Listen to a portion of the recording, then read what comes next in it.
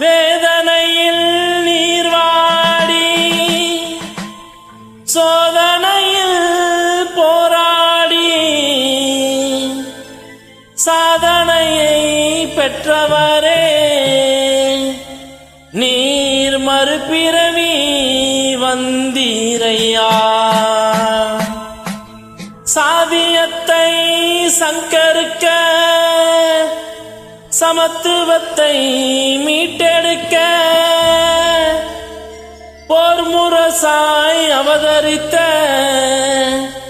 எங்க போர்வாலே வந்தீரையா.